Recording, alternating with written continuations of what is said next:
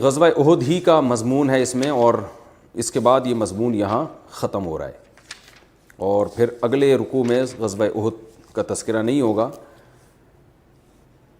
اس میں اللہ نے اس رکوع کے شروع میں ان صحابہ کی تعریف کی ہے جو زخم سے چور تھے۔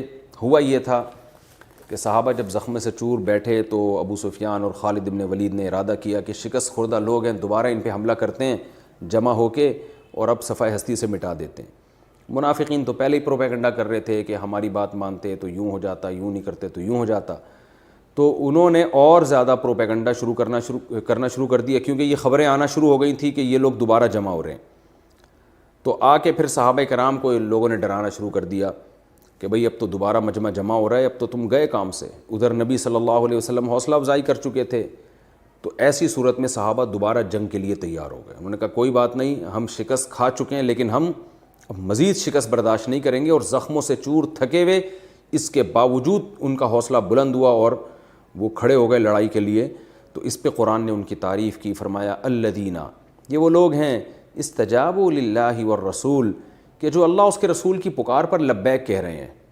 کیونکہ نبی نے جب پہلی دفعہ پکارا تھا اس وقت تو موقع یعنی ایسا تھا کہ اتنا خوف تھا کہ چلے گئے، لیکن جب نبی نے دوبارہ پکارا اور کعب بن مالک کو بھیجا تو یہ جمع ہو گئے دوبارہ۔ تو اللہ نے تعریف کی، وہ لوگ ہیں کہ جنہوں نے اللہ اس کے رسول کی پکار پر لبیک کہا، من بعد ما اصابہم القرح، جبکہ ان کو زخم پہنچ چکے تھے۔ زخمی فوج کے لیے دوبارہ اٹھنا بہت مشکل ہوتا ہے، لیکن یہ جمع ہو گئے۔ اللہ فرماتے ہیں للذین احسنوا منہم، ان لوگوں میں جو بھی اچھا عمل کرے گا اور تقوی اختیار کرے گا اس کے لیے اجر عظیم ہے۔ یہ منافقین سے اعتراض ہے کہ کچھ تو ایسے تھے جو احسان نہیں کر رہے، وہ اٹھ نہیں رہے تھے، وہ تو پہلے ہی بھاگنے کے موڈ میں تھے۔ تو اللہ فرماتے ہیں جو ان میں مخلص لوگ ہیں ان کے لیے اجر عظیم ہے۔ الذین قال لهم الناس، یہ وہ لوگ ہیں کہ ان سے جب لوگوں نے کہا، لوگوں سے مراد وہی عام لوگ آ کے جب ان کو بتا رہے تھے ان الناس قد جمعوا لکم، کہ لوگ تمہارے خلاف جمع ہو گئے ہیں۔ لوگ سے مراد خالد بن ولید اور ابو سفیان، ان کا لشکر جمع ہو گیا ہے۔ فخشوہم، ان سے ڈرو، فزادہم ایمانا، تو بجائے ڈرنے کے ان کے ایمان میں اور اضافہ ہو گیا، ولولہ پیدا ہوا، جوش پیدا ہوا ان کے اندر۔ وقالوا، اور کہنے لگے، حسبنا اللہ، اللہ ہمیں کافی ہے، ونعم الوکیل، اور بہترین کارساز ہے، اللہ پہ توکل کرتے ہیں، دوبارہ لڑیں گے ہم۔ تو اللہ کو یہ ادا اتنی پسند آئی۔ ایک طرف تو اللہ نے کافروں کے دلوں میں رعب ڈال دیا، وہ پھر ان کو جب پتہ چلا یہ تو دوبارہ لڑائی کے لیے تیار ہیں تو وہ ڈر گئے۔ انہوں نے کہا ایسا نہ ہو جو جیتی ہوئی جنگ پھر ہم دوبارہ ہار جائیں، اور وہ چلے گئے واپس۔ پھر صحابہ کرام جب گھروں کو لوٹے تو شکست خوردہ لوگوں کی طرح نہیں لوٹے بلکہ فاتحین کی طرح لوٹے، کیونکہ انہوں نے دوبارہ نبی کی پکار پر لبیک کہا اور دوبارہ جنگ کے لیے تیار ہو گئے۔ اسی کا اللہ نے تذکرہ کیا، فانقلبوا بنعمت من اللہ، اللہ کی نعمت کے ساتھ یہ واپس لوٹے ہیں، وفضل، اور اللہ کے فضل کے ساتھ، لم یمسسہم سوء، ان کو برائی نہیں پہنچی۔ کیا مطلب؟ اللہ کی نافرمانی کی برائی نہیں پہنچی۔ یہ بھی مطلب ہو سکتا ہے، مثال کے طور پر اگر یہ کہہ دیتے ہم نہیں اٹھ رہے تو شرمندگی کے ساتھ گھر میں داخل ہوتے کہ اللہ اور اس کے رسول کی نافرمانی کی ہم نے۔ اور دوسرا مطلب یہ بھی ہے کہ دوبارہ ان کو دنیاوی برائی نہیں پہنچی۔ مشرکین مکہ حملہ کرتے اور دوبارہ ظاہر ہے کچھ نہ کچھ مسائل تو کھڑے ہوتے، تو وہ برائی بھی ان کو نہیں پہنچی، تو اللہ کی نظر میں بھی اچھے بن گئے، نبی کی نظر میں بھی اچھے بن گئے، اور اللہ نے آزمائش سے بھی بچا لیا، دوبارہ کافروں کو جنگ کرنے سے روک دیا، اس برائی سے بھی اللہ نے ان کو بچا لیا۔ واتبعوا رضوان اللہ، اور انہوں نے اللہ کی رضا کو فالو کیا۔ واللہ ذو فضل عظیم، اللہ بہت بڑے فضل والا ہے۔ آگے اللہ فرماتے ہیں کہ یہ جو لوگوں نے آ کے تم کو ڈرایا نا کہ لوگ دوبارہ تمہارے خلاف جمع ہو رہے ہیں، ڈر جاؤ، یہ جو لوگ ڈرا رہے تھے، انما ذالکم الشیطان، یہ اصل میں شیطان ہے جو اس طرح کی باتیں لوگوں کے دلوں میں ڈالتا ہے، اور اس سے شیطان کرتا کیا ہے؟ یخوف اولیاءہ، اپنے دوستوں کو ڈراتا ہے۔ وہ جو اللہ کے ولی ہیں وہ ان پروپیگنڈوں سے نہیں ڈرتے، اپنے دوستوں کو، منافقین کو ڈرایا ہے اس نے۔ فلا تخافوہم، لہذا تم شیطان سے مت ڈرا کرو، وخافونی، مجھ سے ڈرو، ان کنتم مومنین، اگر تم مومن ہو۔ منافقین کی اس طرح کی شرارتیں، پروپیگنڈے سے رسول اللہ صلی اللہ علیہ وسلم بہت زیادہ غمزدہ ہوتے تھے۔ ظاہر ہے اس طرح کے پروپیگنڈا جب آزمائش میں ہوتا ہے، ایک تو آپ پہلے ہی اس شکست میں، آزمائش میں، اور اس طرح کے پروپیگنڈے ہوں تو نبی بہت غمزدہ ہوتے تھے۔ اللہ نے آپ صلی اللہ علیہ وسلم کی تسلی کے لیے یہ آیات نازل کیں، فرمایا وَلَا يَحْزُنْكَ الَّذِينَ يُسَارِعُونَ فِي الْكُفْرِ، جو لوگ کفر میں جلدی کر رہے ہیں، آگے بڑھ رہے ہیں۔ ویسے تو منافق پہلے بھی کافر تھے، لیکن ان آزمائشوں کے بعد اور زیادہ کفر میں ان کے اضافہ ہو گیا تھا. تو اللہ نے فرمایا جو کفر میں اضافہ کرتے چلے جا رہے ہیں، روز بروز آزمائشوں میں ان کا نفاق کھل کے سامنے آ رہا ہے، اے نبی آپ ان سے غمزدہ نہ ہوں. انہم لن یضروا اللہ شیئا، یہ اللہ کو کوئی نقصان نہیں پہنچا سکتے. یہاں اللہ سے مراد ہے اللہ کا دین. تو اس میں اللہ نے اپنے حبیب صلی اللہ علیہ وسلم کو تسلی دی کہ آپ جس دین کے لیے محنت کر رہے ہیں وہ آپ کا نہیں ہے، بلکہ وہ تو میرا دین ہے، مجھے محبوب ہے وہ. تو ان کی لڑائی آپ سے نہیں ہے، مجھ سے ہے، اور اللہ کو کوئی نقصان نہیں پہنچا سکتا. لہذا اللہ چاہے گا تو اس دین کو دنیا میں غالب کرے گا، اللہ ہی نہ چاہے تو کچھ نہیں ہو سکتا. اور ظاہر ہے آپ آخری نبی ہیں تو اللہ نے اب دین کو غالب بہرحال کرنا ہے. تو اس لیے یہ تعبیر اختیار کی گئی کہ جیسے اللہ کو نقصان نہیں پہنچایا جا سکتا تو اب اللہ کے دین کو بھی نقصان نہیں پہنچایا جا سکتا. یہ پروپیگنڈا کرتے رہیں گے، آپ اس سے متاثر نہ ہو. انہم لن یضروا اللہ شیئا، بے شک یہ اللہ کو ہرگز نقصان نہیں پہنچا سکتے. سوال پیدا ہوتا ہے اے اللہ جب نقصان نہیں پہنچا سکتے تو ان کو پروپیگنڈا کرنے کیوں دیتا ہے؟ تو ان کو کفر میں اضافہ ہو کیوں رہا ہے؟ ان کے یہ معاشرے میں فساد پھیلا کیوں نہ رہے؟ کوئی آسمانی آفت نازل کر کے فوراً تو مار کیوں نہیں دیتا ان کو؟ اس کا جواب اللہ نے دیا، یرید اللہ الا یجعل لهم حظا فی الآخرہ، اللہ چاہتا ہے کہ آخرت میں ان کا کوئی حصہ نہ ہو. دنیا میں یہ پھلیں پھولیں گناہوں کی وجہ سے ان پر دنیا میں عذاب نہ آئے تاکہ آخرت میں ان کو صحیح طرح سے عذاب دوں. جیسے کہ حدیث میں آتا ہے جب اللہ کسی سے محبت کرتے ہیں تو آخرت کی سزا دنیا میں ہی دے دیتے ہیں تھوڑی کر کے، لیکن جب اللہ کسی سے نفرت کرتے ہیں، غضبناک ہوتے ہیں اس کے اوپر، تو دنیا میں اسے پھلنے پھولنے دیتے ہیں، اس کے گناہوں کی ذرا بھی سزا نہیں ملتی، اور تاکہ آخرت میں اس سے انتقام لیا جا سکے. وہ انتقام بہت بڑا ہے. تو اللہ نے فرمایا اللہ چاہتا ہے کہ ان کو دنیا میں آخرت میں کچھ بھی نہ ملے، وَلَهُمْ عَذَابٌ عَظِيمٌ، اور ان کے لیے بڑا عذاب ہے. اور یہ منافق وہ لوگ ہیں جو مسلمانوں میں رہتے تھے، ان کو اسلام بھی ان کے پاس آپشن ہے، لیکن یہ اسلام کو چھوڑ کر کفر کے راستے کو اختیار کرتے ہیں. گویا انہوں نے ایسی تجارت کی ہے کہ پاکیزہ چیز کے بدلے میں بدبودار چیز خرید لی. انہوں نے ایک مردہ بکری دے کر، آپ نے ایک حلال بکری یا بکرا کسی کو دے کر آپ مردہ خرید لیں تو کتنا گھٹیا سودا ہے. فرمایا انہوں نے ایسا ہی کیا. ان الذین اشتروا الکفر بالایمان، بے شک وہ لوگ جنہوں نے ایمان کے بدلے میں کفر کو خریدا، لن یضروا اللہ شیئا، یہ اللہ کو کوئی نقصان نہیں پہنچا سکتے. وَلَهُمْ عَذَابٌ علیم، ان کے لیے دردناک عذاب ہے. اب اللہ ڈائریکٹ ان منافقین سے خطاب کرتے ہیں کہ تم بھی یہ نہ سمجھو کہ تم جو اتنا پھل پھول رہے ہو، تمہارے مال میں برکت ہو رہی ہے، تم جہاد میں گئے بھی نہیں اور اپنے آپ کو بچا لیا، اور جو مخلص صحابہ گئے ان میں بہت سے شہید ہو گئے، تو تم جو دنیا میں پھل پھول رہے ہو اس سے یہ مت سمجھو کہ یہ جو اللہ تمہیں مہلت دے رہا ہے یہ تمہارے حق میں بہتر ہے. لا يحسبن الذین کفروا، جو کافر لوگ ہیں، یہاں منافق مراد ہیں، وہ یہ نہ سمجھیں کہ ہم جو ان کو مہلت دے رہے ہیں خیر لانفسہم، یہ ان کے لیے بہتر ہے. انما نملی لہم لیزدادوا اسما، ہم اس لیے مہلت دے رہے ہیں تاکہ ان کے گناہوں میں اور اضافہ ہو. تو یاد رکھیں اس آیت کا یہ مطلب نہیں ہے کہ اللہ جان کر مہلت اس لیے دے رہا ہے تاکہ یہ گناہ کریں. اللہ تو کبھی بھی نہیں چاہتا کہ گناہ کریں، لیکن بعض دفعہ گناہ کی سزا میں اللہ تعالیٰ مزید گناہوں کو آسان بنا دیتے ہیں کہ تم جب ہدایت پہ نہیں چاہتے، تم یہی لائف اسٹائل چاہتے ہو، تو ٹھیک ہے پھر رج کے تم مزے اڑاؤ. یہ مطلب ہے اس آیت کا، تاکہ ہم آخرت میں تمہیں پکی ڈھکی سزا دیں. یہ مطلب نہیں ہے کہ جو اللہ زبردستی ان پہ گناہوں کو مسلط کر دیتا ہے. فرمایا انما نملی لہم، ہم ان کو مہلت اس لیے دیتے ہیں لیزدادوا اسما، تاکہ ان کے گناہوں میں اور اضافہ ہو. ولہم عذاب مہین، اور قیامت میں ان کے لیے ذلت کرنے والا، ذلیل کرنے والا عذاب ہو. ما کان اللہ لیذر المؤمنین علی ما انتم علیہ. اب اس مضمون کو جو ختم کیا جا رہا ہے اس آیت پر کہ یہ سب آزمائشیں جو احد میں تمہارے ساتھ ہوئی ہیں، اللہ کبھی بھی یہ نہیں کر سکتا تھا کہ مومن اور منافقین کا فرق کیے بغیر ایسے ہی سب چلتے رہو.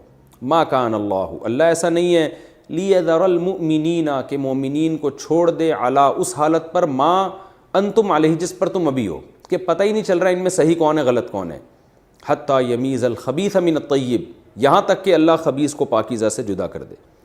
تو اس لیے یہ احد کے معرکے میں جو کچھ ہوا، آزمائشیں آئیں کھرے کھوٹے کو ایک دوسرے سے جدا کرنے کے لیے. آج پتہ چل گیا کون نبی کا سچا ساتھی ہے اور کون منافق ہے اور دوغلا ہے. اب سوال پیدا ہوتا ہے اے اللہ تو اتنی آزمائشوں میں تو نے کیوں ڈالا؟ تو ویسے ہی نبی کو بتا دیتا کہ وہ منافق ہیں، یا صحابہ کو بتا دیتا کہ وہ منافق ہیں، یہ مخلص ہیں، ہم نبی پر وحی آتی اور نبی ہمیں بتا دیتے. تو اللہ نے اس کا جواب دیا وما کان اللہ لیطلعکم علی الغیب، اللہ ایسا نہیں ہے کہ تمہیں غیب کی خبریں دے. اللہ کا انداز یہ نہیں ہے، اللہ کی عادت یہ نہیں ہے. بلکہ اللہ دنیا دار الاسباب ہے، دار الاسباب ہے، تو اسباب میں تمہیں جانا پڑے گا، ان سے رزلٹ تمہیں جو نکلے گا وہ اس پہ نتیجہ مرتب ہوگا۔ دیکھیں اللہ چاہے تو کسی کو اولاد دینی ہو تو شادی کے بغیر بھی دے سکتا ہے، اللہ چاہے تو کسی کو شفا دینی ہو علاج کے بغیر بھی دے سکتا ہے، اللہ چاہے کسی کو موت دینی ہو تو ایکسیڈنٹ یا بیماری کے بغیر بھی دے سکتا ہے، لیکن اللہ کی عادت یہ نہیں ہے۔ تو اسی طرح اللہ چاہے تو بتا سکتا ہے کہ یہ منافق یہ مومن، لیکن عادت اللہ کی ایسی نہیں ہے، اسباب پیدا کرتا ہے اللہ تعالیٰ، ان اسباب اور ان امتحانات میں رزلٹ اناؤنس ہوتا ہے، کون پاس ہو رہا ہے کون فیل ہو رہا ہے، تو یہ اللہ کی عادت ہے۔ پھر سوال پیدا ہوتا ہے کہ بھائی پھر تو جب غیب کا علم اللہ کسی کو بھی نہیں دیتا تو پھر پیغمبروں کو بھی تو اللہ بہت سی چیزیں ایسی بتا رہا ہوتا ہے جو اسباب سے ہٹ کر، پیغمبر پر تو فرشتے آتے ہیں اور وہ بتاتے ہیں کہ یہ صحیح ہے یہ غلط ہے، بغیر کسی لاجک کے بغیر کسی سبب کے اللہ کی طرف سے پیغمبروں کو کیسے خبریں مل جاتی ہیں؟ اس کا اللہ نے جواب دیا وَلَٰكِنَّ اللَّهَ، کہ بھئی تم یہ سمجھو گے کسی کو بھی کچھ نہیں بتاتا، تو ایسا نہیں ہے، لیکن اللہ یہ ضرور کرتا ہے یجتبی من رسلہ من یشاء، اپنے پیغمبروں میں سے جس کو چاہتا ہے منتخب کر لیتا ہے، پھر اللہ اپنی مرضی سے اس کو غیب کی خبریں دیتے ہیں اور وہ پیغمبر پھر امتیوں کو وہ بتاتے ہیں، جیسے جنت کی خبر، جہنم کی خبر، برزخ قبر کے عذاب کی خبر، اور جو پیش گوئیاں آپ صلی اللہ علیہ وسلم نے کی ہیں، تو وہ ایک الگ بات ہے۔ لیکن نارملی جو اللہ کا معاملہ عام بندوں کے ساتھ ہے وہ یہی ہے کہ خود سے اللہ ان کو کچھ بھی نہیں بتاتا، اسباب سے وہ سیکھتے ہیں کہ دنیا میں صحیح کیا ہے اور غلط کیا ہے۔ فآمنوا باللہ ورسولہ، فرمایا جب یہ بات ثابت ہو گئی تو بس اللہ اس کے رسول پر ایمان لاؤ، جیسے جیسے وہ کہہ رہے ہیں ایسے ایسے کرتے چلے جاؤ۔ وَإِن تُؤْمِنُوا وَتَتَّقُوا، اگر تم ایمان لاؤ گے اور تقوی اختیار کرو گے، فَلَكُمْ أَجْرٌ عَظِيمٌ، تو تمہارے لیے بہت بڑا اجر ہے۔ میدان جہاد میں چونکہ مالی تعاون کی بھی بہت سخت ضرورت ہوتی ہے، غزوہ احد تھی یا بدر تھی یا اس کے علاوہ جتنی لڑائیاں ہوئیں، ظاہر ہے وسائل لگتے ہیں تو صحابہ دل کھول کر خرچ کیا کرتے تھے۔ منافقین یہاں بھی کہتے کہ ہم سے پیسے مانگے جا رہے ہیں، خرچ کروایا جا رہا ہے، کبھی غریبوں پہ خرچ کرنے کا، کبھی زخمیوں پہ خرچ کرنے کا، تو بخل کرتے تھے، کنجوسی کرتے تھے اور اس پہ فخر کرتے تھے ہم نے اتنی دولت اکٹھی کر لی۔ اللہ نے اس کا بھی جواب دیا وَلَا يَحْسَبَنَّ الَّذِينَ يَبْخَلُونَ بِمَا آتَاهُمُ اللَّهُ مِنْ فَضْلِهِ وَخَيْرًا لَهُمْ، کہ جو لوگ اللہ کی نعمتوں میں بخل کرتے ہیں، اللہ نے ان کو نعمتیں دی ہیں، دولت کی نعمت دی یا اور کوئی نعمت دی، کنجوسی سے کام لیتے ہیں، وہ یہ نہ سمجھیں ہوا خیر لہم کہ یہ کنجوسی ان کے لیے بہتر ہے، بل ہوا شر لہم، یہ کنجوسی ان کے لیے عذاب ہے، شر ہے۔ وہ شر کیا ہے؟ سیطوقون ما بخلوا بہ یوم القیامہ، جس چیز میں وہ بخل کریں گے نا، یعنی ضرورت کے وقت بھی خرچ نہیں کریں گے، تو اسی دولت کو اللہ ان کے گلے کا سانپ بنا کے، توق بنا کے قیامت کے دن لے آئے گا اپنے سامنے، جیسے کہ قرآن میں دوسرے مقامات پر بیان کیا گیا ہے۔ تو یہ آخرت کا ذخیرہ نہیں بنے گی بلکہ آخرت میں عذاب کا ذریعہ بنے گی۔ اور آگے اللہ نے فرمایا وَلِلَّهِ مِيرَاثُ السَّمَاوَاتِ وَالْأَرْضِ، کنجوسی کرنے والا ویسے بھی بے وقوف ہے، اس لیے کہ اصل دولت کا مالک تو اللہ ہے، سب کچھ کا مالک جب اللہ ہے تو اللہ تمہیں اگر خرچ کرنے کا کہہ رہا ہے، اس کا مطلب اللہ دوبارہ لوٹا سکتا ہے وہ، یعنی کوئی کروڑ پتی سیٹھ ہو آپ سے کہہ رہا ہے کہ اس کو 2 روٹی کھلا دو، آپ کو میں تو نہیں کھلاؤں گا، تو آپ بے وقوف ہیں، آپ کو پتہ ہے یار میں اس کے کہنے پر 2 کھلاؤں گا، یہ کل مجھے 4 دے دے گا، تو اللہ فرماتے ہیں یہ تو سب کچھ میرا ہے، جب میں مالک ہوں تو میں اگر تمہیں سخاوت کا حکم دے رہا ہوں تو کتنی تمہاری حماقت اور بیوقوفی ہے کہ تم یہ سمجھ رہے ہو ہم خرچ کریں گے تو پتہ نہیں غریب ہو جائیں گے، اللہ کے پاس تو کچھ ہے ہی نہیں دینے کے لیے، ہمیں ریٹرن لوٹانے کے لیے کچھ ہے ہی نہیں۔ اس نے فرمایا وَلِلَّهِ مِيرَاثُ السَّمَاوَاتِ وَالْأَرْضِ، جو کچھ آسمانوں اور زمین میں ہے سب کچھ اللہ کا ہے، وَاللَّهُ بِمَا تَعْمَلُونَ خَبِيرٌ، جو کچھ تم کر رہے ہو اللہ اس سے باخبر ہے، سخاوت کرو گے اجر ملے گا، بخل کرو گے تو اس پر عذاب آئے گا۔ اب انشاءاللہ میں اس سے جو علمی نکات ملتے ہیں مختصراً آپ کے سامنے پیش کروں گا۔ سب سے پہلا الذین استجابوا للہ والرسول من بعد ما اصابہم القرح، اس رکوع میں صحابہ کی بہت بڑی فضیلت ہے۔ دنیا میں کہیں ایسا نہیں ہوتا کہ کوئی فوج شکست کھا کے زخمی پڑی ہوئی ہو، جس کے بہت بڑی تعداد میں بڑے بڑے لوگ قتل ہو گئے ہوں میدان جنگ میں، اور ان کو پتہ چلے کہ فاتح قوم دوبارہ اسی کنڈیشن میں آپ پہ حملہ کرنے والی ہے اور وہ دوبارہ کھڑے ہو جائیں لڑنے کے لیے، اسباب کی دنیا میں آج تک ہم نے ایسا کبھی نہیں سنا۔ تو قرآن تعریف کر رہا ہے صحابہ کرام کی کہ یہ وہ لوگ ہیں جنہوں نے اللہ اس کے رسول کی پکار پر لبیک کہا اور زخم پہنچنے کے باوجود دوبارہ کھڑے ہو گئی. اس لیے ہمیں صحابہ سے محبت کا حکم ہے کہ یہ وہ نبی کے جانشین ہیں جنہوں نے سختیوں میں آپ صلی اللہ علیہ وسلم کا ساتھ دیا اور اسلام کا دفاع کیا. ایک اور سبق ہمیں کیا ملتا ہے؟ الذین قال لهم الناس ان الناس قد جمعوا لكم فاخشوهم، کہ ادھر سے لوگ جمع ہو کے ان پہ حملہ کرنے کی باتیں کر رہے ہیں، تو کچھ لوگوں نے کیا کیا، آ کے ان کو اور ڈرانا شروع کر دیا.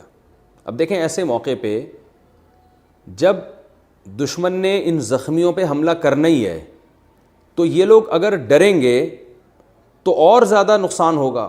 یعنی ایسے موقع پہ ڈرانے کا تو کوئی فائدہ ہی نہیں ہے، کیونکہ لڑنا تو بہرحال ہے، اگلے نے تو حملہ کرنا ہی کرنا ہے، وہ تو بالکل ہی مار دے گا، سب کو قتل کر دے گا. تو ایسے موقع پہ تو ضرورت اس بات کی ہوتی ہے کہ چاہے ان میں لڑنے کی طاقت نہ بھی ہو تو بھی حوصلہ دلایا جائے، کیونکہ اب اس کے علاوہ تو کوئی آپشن ہی نہیں ہے. لیکن کیا ہو رہا ہے کہ پبلک آ کے ڈرا رہی ہے. تو ایسے لوگ ہماری صفوں میں بھی موجود ہو سکتے ہیں کہ ہم جب کسی ٹینشن میں ہوں، پریشانی میں ہوں، جس میں ہمیں حوصلے کی ضرورت ہو، تو وہ آ کے اور زیادہ ڈرا رہے ہوں. تو معاشرے میں جہاں آپ کو ایسے موقع پہ اس طرح لوگ آ کے ڈرائیں تو آپ کو یہ سوچ لینا چاہیے کہ یہ میرا خیر خواہ نہیں ہے، یہ محبت کا لیبل لگا رہا ہے، مگر یہ ہے منافق اور مجھے نقصان پہنچانے کی کوشش کر رہا ہے. ایسے موقع پہ حوصلہ دلانے والے لوگ آپ کے اپنے ہوتے ہیں، ڈرانے والے لوگ آپ کے اپنے نہیں ہوتے. تیسری علمی نقطے کی بات یہ پتہ چلتی ہے، قرآن نے جو کہا انما ذالکم الشیطان یخوف اولیاءہ، یہ شیطان ہے جو اپنے دوستوں سے تمہیں ڈراتا ہے. اس سے ہی پتہ چلا کہ حوصلہ پست کرنے والی باتیں شیطان کی طرف سے ہوتی ہیں، اور اس سے ڈرتے بھی وہی لوگ ہیں جو شیطان کے دوست ہوتے ہیں. جن میں اللہ پر اعتماد اور توکل ہے وہ ان باتوں سے گھبراتے نہیں ہیں. تو ایسے موقع پہ ہمیں خود کو آزمانا چاہیے کہ اگر کوئی ہمارے حوصلے پست کر رہا ہے، ہم اگر ڈر رہے ہیں تو سمجھ لیں شیطان سے اچھے تعلقات ہیں، خوف زدہ نہیں ہو رہے تو سمجھ لیں کہ رحمان سے اچھے تعلقات ہیں.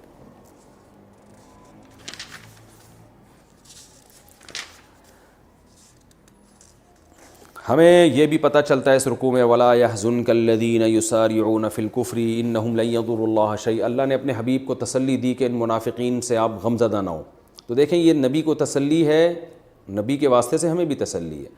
آج اگر ہم حق کی دعوت پھیلا رہے ہیں اور میڈیا پہ پروپیگنڈا ہو رہا ہے ہمارے خلاف، اور مختلف طرح سے جو ہے لوگ آپ کی دعوت میں رکاوٹیں ڈالنے کی کوشش کر رہے ہیں، تو اللہ نے کیا تسلی دی کہ یہ لوگ آپ کے نہیں بلکہ اللہ کے خلاف ہیں. کیونکہ آپ اگر اللہ کے دین کے داعی ہو، حق کے داعی ہو، تو آپ کے دشمن نہیں ہے، تو اللہ کے دشمن ہے، اور اللہ کو کوئی نقصان نہیں پہنچا سکتا. تو اس لیے اہل حق کو حق کی دعوت میں لگے رہنا چاہیے، اور مخالفین کے اعتراضات اور ان کے پروپیگنڈے سے زیادہ ٹینشن نہیں لینی چاہیے. کچھ ٹینشن تو نیچرل ہوتی ہے، وہ تو انسان کے اختیار میں نہیں ہے، لیکن سوچ کے ٹینشن نہیں لینی چاہیے. تسلی رکھنی چاہیے کہ اللہ سے دنیا میں کوئی بھی نہیں لڑ سکتا، بالآخر اللہ حق کو غالب کرے گا. ایک علمی نقطے کی بات یہ بھی پتہ چلتی ہے کہ کافروں کے مالی حالات، ان کی عیاشی اور ان کی عیش و عشرت، اور ان کو سزا نہیں مل رہی، اور دوسری طرف اہل حق مغلوب بھی ہیں، ٹینشنوں میں بھی ہیں، پریشانیوں میں بھی ہیں. اس سے بھی ہمیں پریشان ہونے کی ضرورت نہیں ہے. اللہ نے بتا دیا یرید اللہ الا یجعل لہم حظا فی الآخرہ، اللہ چاہتا ہے آخرت میں کوئی حصہ نہ ہو. توبہ کا دروازہ ہر ایک کے لیے کھلا ہوا ہے، لیکن اگر یہ توبہ نہیں کرنا چاہتے تو گناہوں میں اللہ ان کو مہلت دیتا ہے. تو اس لیے اصل خوشی آخرت کی خوشی ہے. اگر کوئی دنیا میں نافرمان ہے اور خوشحال ہے تو آپ اس سے دھوکے میں نہ آئیں. اصل خوشحال وہ ہے جو اللہ کی نافرمانی سے بچا ہوا ہے. ہمیں اس آیت سے پتہ چلتا ہے کہ وَلَا يَحْسَبَنَّ الَّذِينَ كَفَرُوا أَنَّمَا نُمْلِي لَهُمْ خَيْرٌ لِأَنفُسِهِمْ. اس آیت سے ہمیں یہ بات پتہ چلتی ہے.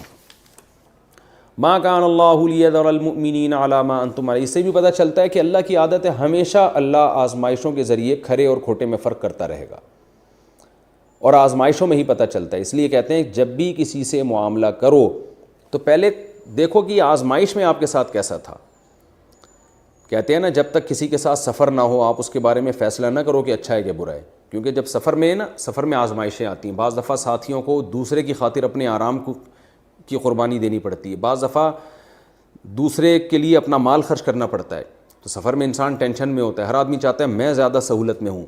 ایسے موقع پہ جو دوسروں کو اگنور کر کے اپنی سہولت کی فکر میں لگا رہے، کتنا ہی اچھا ہو اس کا مطلب وہ اچھا ہے نہیں، اوپر سے اچھا ہے وہ۔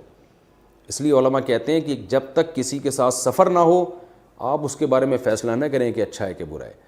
اسی طرح جب تک کسی کے ساتھ لین دین کا معاملہ نہ ہو، مالی لین دین ہے، آزمائش، یعنی آزمائش کے بغیر تو اللہ کہتا ہے میں بھی قبول نہیں کرتا، حالانکہ اللہ تو عالم الغیب ہے، تو ہم کیسے کسی کو آزمائش کے بغیر فیصلہ کر دیں کہ اچھا ہے کہ برا ہے۔ ویسے بدگمان ہونے کی شریعت میں اجازت نہیں ہے، لیکن جب معاملات کریں پھر اس میں اچھا یا برا ہونے سے پہلے پرکھیں کہ یہ ہے حقیقت میں ہے بھی یا نہیں ہے۔ اور پرکھنے کا طریقہ کیا ہے کہ جب تک اسے آزمایا نہ ہو آپ اس کے بارے میں فیصلہ نہیں کریں۔ ایک بہت اہم علمی نقطے کی بات اس رکوع میں پتہ چلتی ہے، وَمَا كَانَ اللَّهُ لِيُطْلِعَكُمْ عَلَى الْغَيْبِ، کیسی بہترین بات ہے۔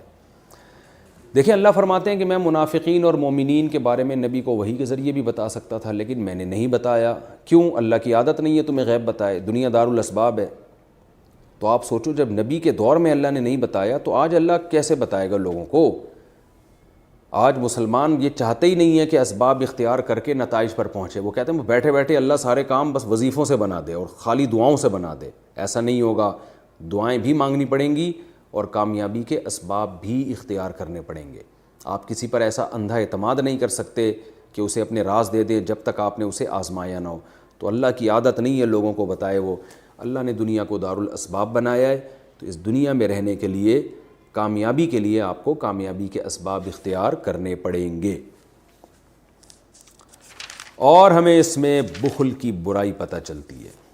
آج بھی اسلام کو ضرورت ہے کہ اسلام کے لیے مال خرچ کیا جائے۔ ابھی فلسطین میں دیکھیں کتنے مظلوم تھے جن کو پیسوں کی ضرورت تھی، بہت سے لوگوں نے بڑھ چڑھ کر مال بھجوایا۔ تو ایسے دنیا میں حالات آتے رہتے ہیں۔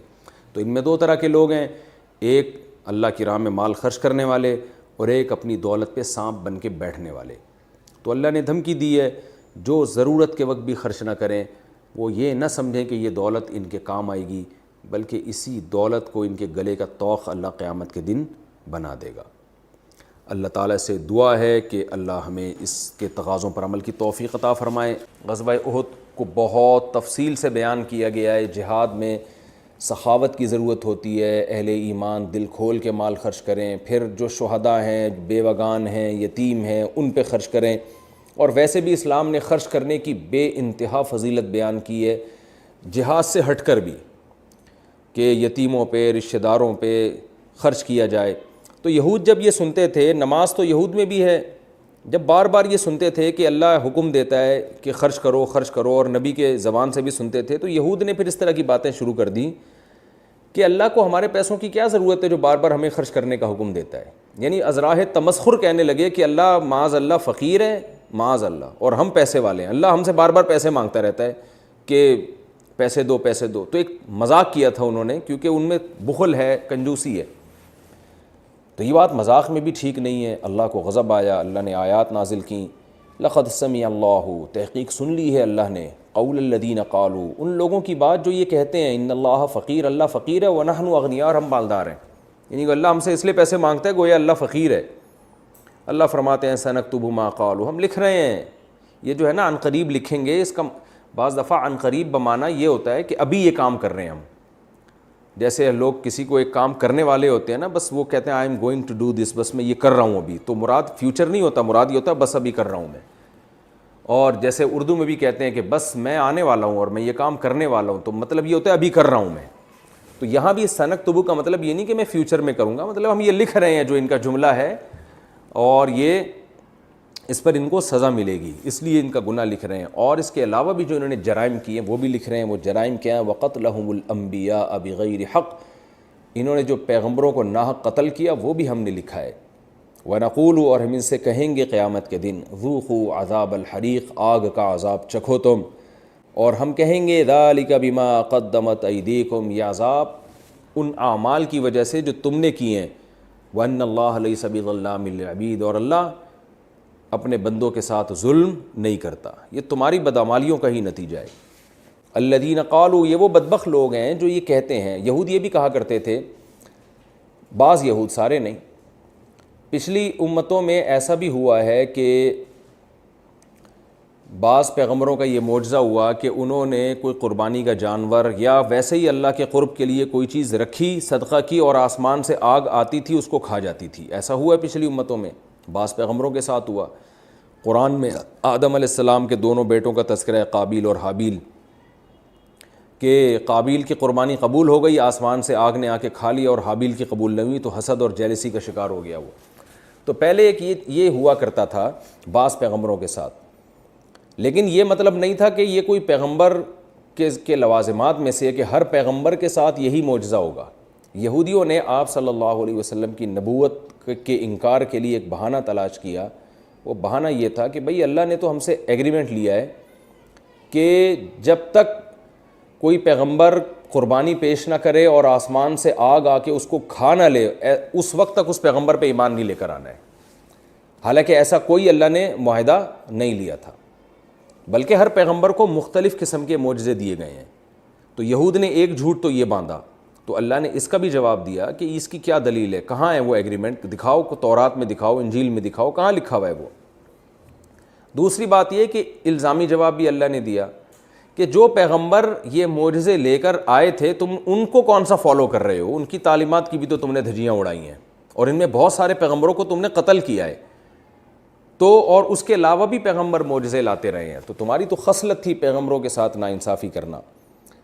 قرآن کہتا ہے الذین قالوا، یہ وہ لوگ ہیں جو کہتے ہیں ان اللہ عہد الینا، کہ اللہ نے ہم سے ایگریمنٹ لیا ہے، اللہ نؤمن لرسول، کہ ہم کسی پیغمبر پر ایمان نہیں لائیں گے حتیٰ یاتینا بقربان، جب تک کہ وہ ایسی قربانی نہ لے آئے، یعنی قربان سے مراد اللہ کے تقرب کا ذریعہ، ایسی چیز نہ لے آئے تأکلہ النار، چاہے وہ صدقے کی رقم ہو، گوشت ہو، کچھ بھی ہو، کہ تأکلہ النار، کہ اسے آگ کھا لے، یعنی آسمان سے آ کے۔ یہ معجزہ جب تک ہم اپنی آنکھوں سے نہیں دیکھیں گے ایمان نہیں لے کر آئیں گے۔ تو اللہ نے جواب دیا قل قد جاءکم رسل من قبلی، اے نبی ان سے کہہ دیجئے مجھ سے پہلے بہت سے پیغمبر آئے ہیں، بالبینات، واضح دلائل کے ساتھ، اس سے بھی زیادہ واضح معجزے تھے ان کے پاس، وبالذی قلتم، اور اس معجزے کے ساتھ بھی جو تم نے کہا ہے، یعنی آسمان سے آگ والا، فلم قتلتموہم، تو تم لوگوں نے ان کو قتل کیوں کیا تھا؟ تم سے مراد ہے کہ تمہارے باپ دادا، تو ظاہر ہے باپ دادا جو کام کرتے رہے ہوں اور اولاد اس پہ باپ دادا کو برا بھی نہ کہتی ہو، تو اس کا مطلب اولاد بھی اس کی ذمہ دار ہے پھر۔ تو فلیما قتلتموہم، تم نے ان پیغمبروں کو قتل کیوں کیا تھا، ان کنتم صادقین، اگر تم سچے ہو۔ قرآن کی عادت ہے کہ من حیث القوم پوری قوم سے خطاب کرتا ہے، یہ نہیں ہوتا کہ ہر جرم قوم میں ہر فرد کرے، چند لوگ کریں اور باقی خاموش رہیں تو وہ بھی گویا اس جرم میں برابر کے شریک ہوتے ہیں، یا میجورٹی اگر خاموش ہے اور چند لوگ میجورٹی اگر ان کی ہاں میں ہاں ملا رہی ہے گناہ میں اور تھوڑے سے لوگ خاموش ہیں، تو قرآن پھر میجورٹی کی طرف نسبت کرتا ہے۔ فَإِن كَذَّبُوكَ، نبی کو آگے تسلی دی جا رہی ہے کہ اے نبی اس جواب کے بعد بھی اگر یہ آپ کا انکار کرتے ہیں تو آپ غم نہ کریں، فَقَدْ كُذِّبَ رُسُلٌ مِّن قَبْلِكَ، آپ سے پہلے بھی پیغمبروں کو جھٹلایا گیا ہے، جاؤ بالبینات، جو پیغمبر واضح دلائل کے ساتھ آئے، والزبر، صحیفوں کے ساتھ آئے، والکتاب المنیر، روشن کتابوں کے ساتھ آئے، وہ کتابیں خود ان پیغمبروں کی نبوت کی دلیل تھیں، پھر بھی جھٹلایا ہے۔ تو آپ کا انکار کرنا یہ کوئی اچھمبے کی بات نہیں ہے، انسان کو تسلی ہوتی ہے کہ جو ظلم ہوتا رہا ہے ہمیشہ سے، اگر وہ ظلم آپ پر بھی ہو تو آپ کو یہ سوچ کے تسلی ہوتی ہے کہ میں کوئی اس معاشرے میں اکیلا نہیں ہوں، بلکہ اور بھی یہ پہلے ہو چکا ہے، تو یہ بھی ایک تسلی کا ایک طریقہ ہوتا ہے۔ کل نفس ذائقۃ الموت، دوسری طرح سے تسلی دی جا رہی ہے کہ ہر نفس نے موت کا ذائقہ چکھنا ہے۔ یہ دنیا میں آپ جو آزمائشوں میں ہیں اور یہ مخالفت پہ مخالفت کیے جا رہے ہیں تو آپ غم نہ کریں، ہر نفس نے موت کا ذائقہ چکھنا ہے۔ وَإِنَّمَا تُوَفَّوْنَ أُجُورَكُمْ يَوْمَ الْقِيَامَةِ، اور اے انسانوں تمہیں تمہارے اعمال کا پورا بدلہ دے دیا جائے گا قیامت کے دن۔ جو اچھا کر رہا ہے، برا کر رہا ہے، اسلام کی مخالفت کر رہا ہے، اسلام کی حمایت کر رہا ہے، یہ سب آخرت میں حساب اللہ چکانے والا ہے، تو دنیا کی زیادہ ٹینشن نہ لیا کرو۔ فمن زحزح عن النار، اور اللہ کے ہاں ایک قاعدہ ہے، کلیہ ہے، کہ اللہ کے ہاں کامیابی اور ناکامی کا معیار وہ نہیں ہے جو تم سمجھتے ہو، اس کے علاوہ ہے۔ وہ علاوہ کیا ہے؟ فمن زحزح عن النار، جس کو آگ سے بچا لیا گیا، وادخل الجنہ، اور جنت میں داخل کر دیا گیا، فقد فاز، تحقیق وہ کامیاب ہے۔ اللہ ہمیں بھی اس فہرست میں شامل فرما لے۔ رہا مسئلہ دنیا کا، تو ہم تو کہتے ہیں کہ اللہ نہیں، دنیا میں گاڑی ہو، بنگلہ ہو، صحت ہو اور خوشحال زندگی ہو اور جو ہے نا جو ایک دنیا میں ایک معیار سمجھا جاتا ہے، تو اصل کامیابی تو یہ ہے۔ اللہ نے اگلی آیت میں اس کا جواب دیا، فرمایا نا وَمَا الْحَيَاةُ الدُّنْيَا، نہیں ہے دنیاوی زندگی الا متاع الغرور، مگر دھوکے کا سامان۔ کیا مطلب؟ تمہیں ایسا لگ تو رہا ہے کہ یہ دنیا کامیابی کی جگہ ہے، مگر ہم پہلے بتا دیں یہ دھوکے کا سامان ہے۔ کیوں؟ یہ فنا ہونے والی چیزیں ہیں، یہ بہت جلد تم سے چھن جائیں گی۔ ہم مانتے ہیں کہ چھن جائیں گی، لیکن ہمارا دنیا میں رہنے کا انداز ایسا نہیں ہے جس سے ہمیں لگتا ہو کہ یہ چھن جائیں گی۔ تو یہ دھوکہ دیتی ہے۔ جیسے کسی چیز پہ آپ مزین چادر چڑھا دیں کسی بدصورت پہ، تو ایسا لگے گا جیسے یہ بدصورت چیز بہت خوبصورت ہو گئی ہے، لیکن حقیقت میں نہیں۔ تو جو فنا کا لیبل اس دنیا پہ لگا ہے، یہ اس کی وجہ سے اس دنیا کی ویلیو ختم ہو گئی ہے۔ لیکن پھر بھی انسان اس فنا کا جو لیبل لگا ہوا ہے، اس سے انسان اندھا ہو جاتا ہے اور اس کی ظاہری چمک دھمک کو دیکھ کر متاثر ہوتا ہے۔ رہا مسئلہ آزمائشوں کا، تو اللہ فرماتے ہیں لَتُبْلَوُنَّ فِي أَمْوَالِكُمْ، کہ جنت میں جانے سے پہلے لَتُبْلَوُنَّ، اللہ تمہیں تمہارے مالوں میں بھی آزمائے گا۔ مال کا نقصان بھی ہو سکتا ہے تمہیں، وَأَنفُسِكُمْ، تمہاری جانوں کا نقصان بھی ہو سکتا ہے، جیسے غزوہ احد میں بہت نقصان ہوا۔ وَلَا تَسْمَعُنَّ مِنَ الَّذِينَ أُوتُوا الْكِتَابَ مِن قَبْلِكُمْ وَمِنَ الَّذِينَ أَشْرَكُوا، اور کافروں کی دو قسمیں، ایک اہل کتاب اور ایک اہل کتاب کے علاوہ، دونوں قسم کے کافروں سے تم اذن کثیرہ، سخت تکلیف دہ چیزیں سنو گے۔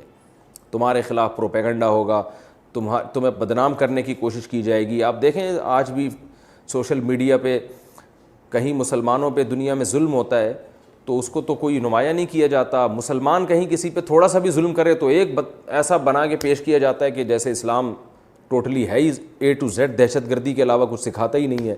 تو اللہ فرماتے ہیں تم اہل کتاب سے اور اہل کتاب کے علاوہ مشرکین سے سخت تکلیف کی چیزیں سنو گے، لیکن کیا کرنا ہے؟ وَإِن تَصْبِرُوا، اگر تم صبر سے کام لوگے، وَتَتَّقُوا، اور تقوی اختیار کرو گے یعنی شریعت پہ چلو گے، فَإِنَّ ذَلِكَ مِنْ عَزْمِ الْأُمُورِ، تو اللہ پہلے سے بتائیں بڑے حوصلے کی بات ہے۔ اس کا اجر اللہ نے نہیں بتایا، اس میں اشارہ دے دیا کہ جو بڑا کام ہے اس کا اجر بھی بڑا ہوتا ہے۔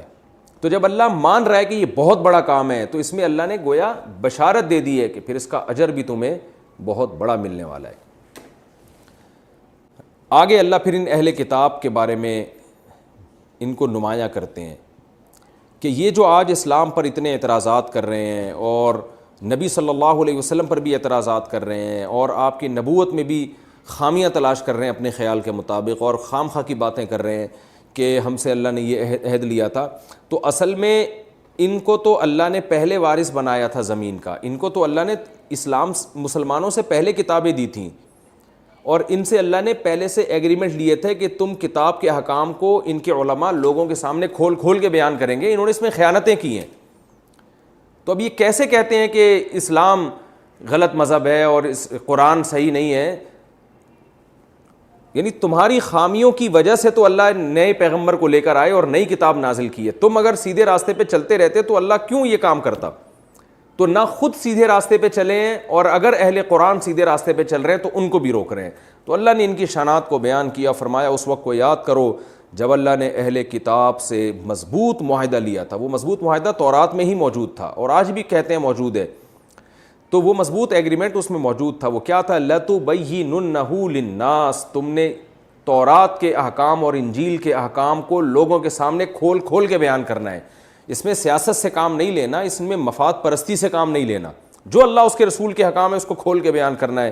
وَلَا تَكْتُمُونَهُ، اس کو چھپانا نہیں ہے۔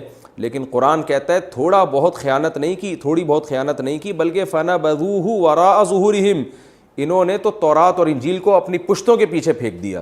یہ مطلب بھی ہو سکتا ہے اور یہ بھی ہو سکتا ہے کہ اللہ سے کیے ہوئے معاہدے کو اپنی پشت کے پیچھے پھینک دیا، یعنی اس کو تو بالکل ہی نظر انداز کر دیا۔ وَاشْتَرَوْا بِهِ ثَمَنًا قَلِيلًا، اور اس ایگریمنٹ کے بدلے یا ان تورات اور انجیل کے بدلے چند ٹکے خرید لیے انہوں نے۔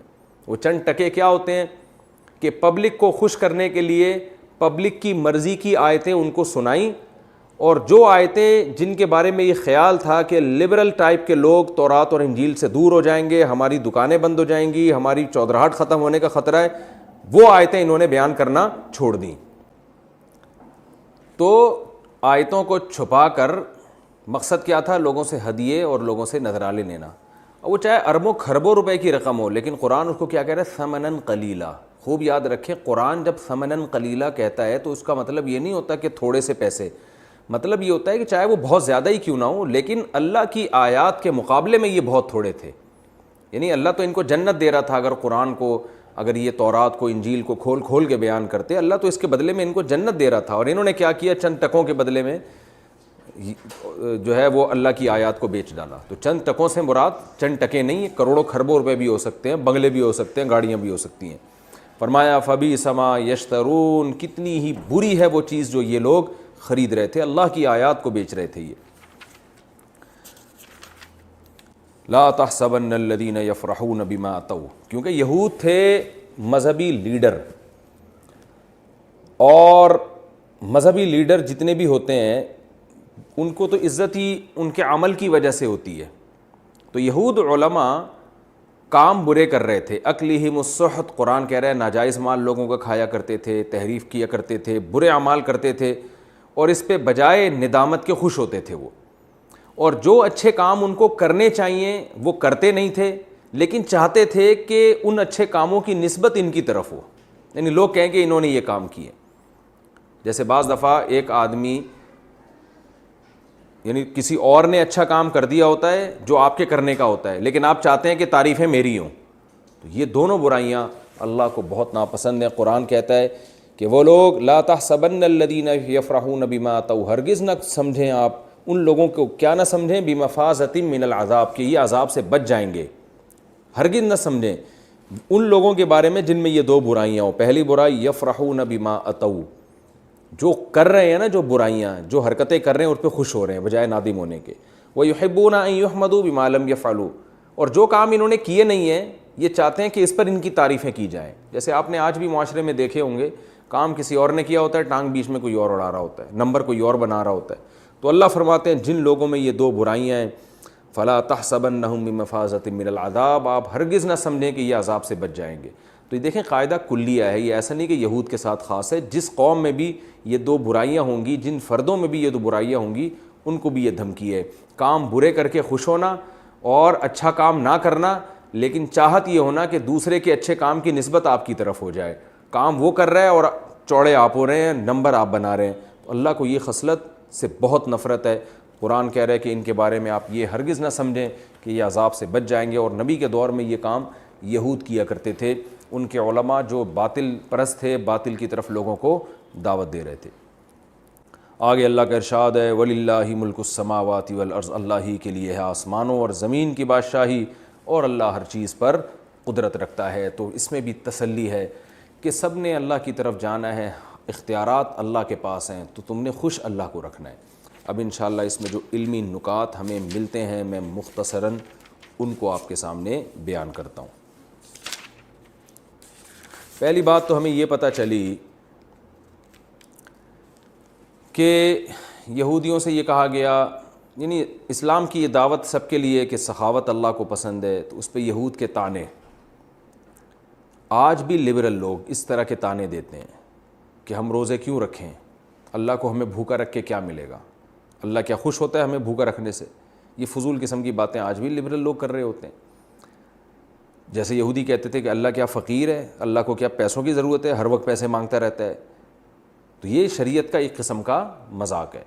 علماء کہتے ہیں کہ آپ شریعت پر عمل نہ کریں، اس سے آپ کافر نہیں ہوتے، لیکن اگر آپ شریعت کے کسی حکم کا مذاق اڑاتے ہیں، طنز کرتے ہیں، چاہے وہ اللہ پہ ہو یا نبی پہ ہو یا اسلام پہ ہو، کسی بھی طرح سے طنز ہوگا، تو یہ طنز سے انسان اسلام سے خارج ہو جاتا ہے، اور اس پر اللہ کا کو بہت زیادہ غضب آتا ہے۔ تو جیسے یہود نے کہا تھا کہ اللہ تعالیٰ فقیر ہے، معاذ اللہ، نقل کفر نباشت۔ دوسری بات یہ کہ معجزے رسول اللہ صلی اللہ علیہ وسلم کے بہت ظاہر ہوئے، لیکن یہود کہتے تھے یہ والا معجزہ ہونا چاہیے، یہ والا۔ تو جیسے یہود موسیٰ علیہ السلام کی لاٹھی کو اللہ نے سانپ بنایا، لیکن ابراہیم علیہ السلام کے پاس تو ایسا کوئی معجزہ نہیں تھا کہ لاٹھی سانپ بن جایا کرتی، حالانکہ یہود پھر بھی حضرت ابراہیم پر ایمان رکھتے تھے۔ تو اس لیے علماء کہتے ہیں کہ جو شخص کسی چیز کا دعویٰ کرتا ہے اس کے ذمے دلیل پیش کرنا ہے، آپ کے مطلب کی دلیل پیش کرنا اس کے ذمے نہیں ہے کہ جو دلیل آپ مانگ رہے ہیں۔ آج اہل باطل ایسا کر رہے ہوتے ہیں کہ ہم نے ایک دعویٰ کیا ہے، جیسے میں نے ایک دعویٰ کیا فار ایگزامپل، اور میں نے اس پر دلیل پیش کر دی، تو آج بہت دفعہ دیکھا ہے وہ کہہ رہے ہیں یہ والی نہیں وہ والی دلیل چاہیے. تو مدعی جو دعویٰ کرتا ہے اس کے ذمے اس دعوے پر دلیل پیش کرنا ہوتا ہے، آپ کی مرضی کی دلیل پیش کرنا اس کے ذمے نہیں ہوتا. تو یہ بھی آج خوب سمجھ لیں کہ بہت سے اہل باطل یہ کہہ رہے ہوتے ہیں کہ ایک قادیانی سے میری بحث ہوئی، وہ کہہ رہا ہے مجھے خواب میں آیا یہ نظر آیا. آپ کو کبھی خواب آیا کہ مرزا نبی نہیں ہے؟ میں نے کہا مجھے تو مرزا ہی الحمدللہ کبھی خواب میں نہیں آیا. تو وہ کہہ رہے نہیں مجھے خواب میں آیا. تو یہ خواب یہ آپ کی مرضی کی دلیل ہے نا. ہمارے پاس دلیل موجود ہے کہ نبی صلی اللہ علیہ وسلم آخری نبی ہیں، لا نبی یا بعدی، آپ نے فرمایا میرے بعد کوئی نبی نہیں ہے، سرے سے ختم ہو گئی بات.